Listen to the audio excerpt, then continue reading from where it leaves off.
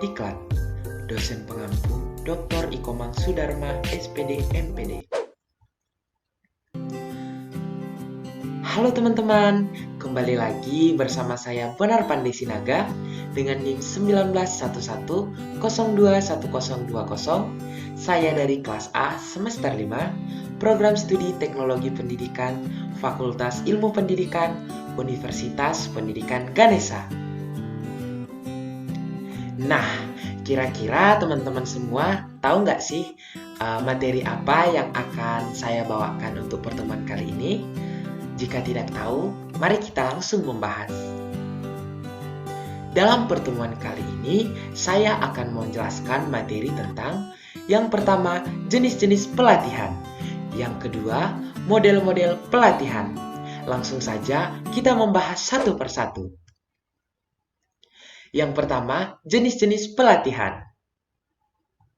Dikutip dari buku panduan penyelenggara diklat dengan sumber Lembaga Administrasi Negara pada tahun 2017 dengan judul Buku Panduan Penyelenggara Diklat dari Hukum dan Organisasi, bahwa ada 3 jenis-jenis pelatihan.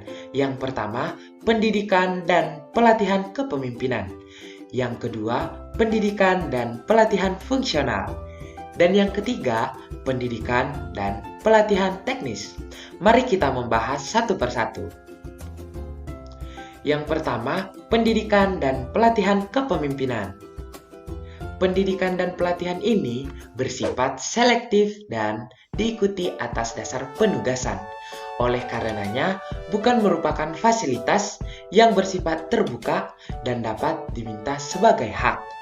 Keikutsertaan dalam diklat tersebut menjadi salah satu persyaratan bagi pengangkatan dalam jabatan struktural tertentu.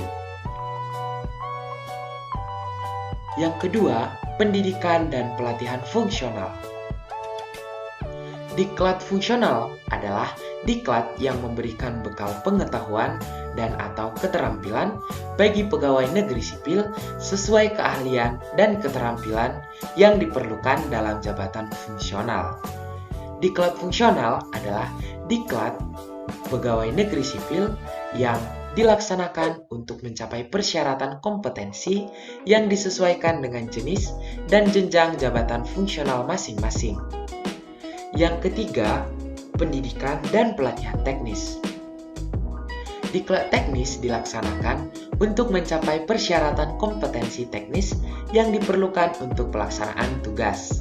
Kompetensi teknis adalah kemampuan peserta diklat dalam bidang-bidang teknis tertentu untuk melaksanakan tugas masing-masing. Nah, yang kedua, kita akan membahas model-model pelatihan.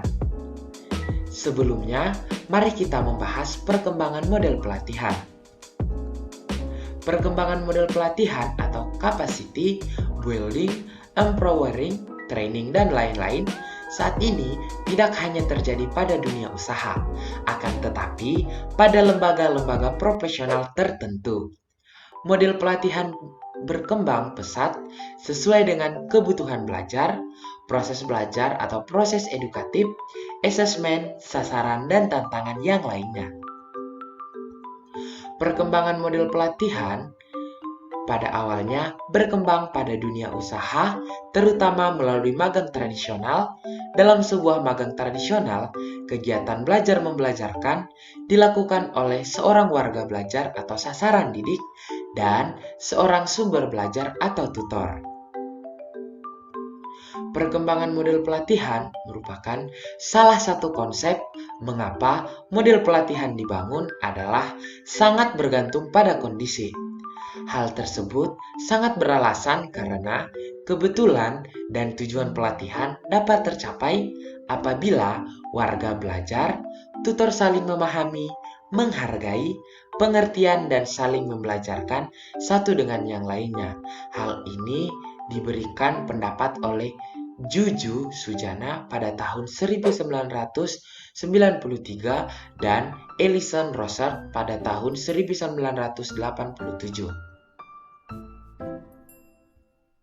Perkembangan pelatihan sehingga melahirkan model-model pelatihan yang sederhana sampai pada model pelatihan yang kompleks sangat bergantung pada budaya manusia atau masyarakat itu sendiri. Terutama yang berkaitan dengan dunia pendidikan atau belajar, usaha, manajemen, teknologi, masyarakat, dan lain-lain.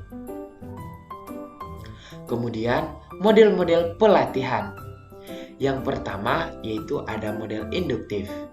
Pendekatan yang digunakan dalam model induktif menekankan pada usaha yang dilakukan dari pihak yang terdekat, langsung, dan bagian-bagian ke arah pihak yang luas dan menyeluruh.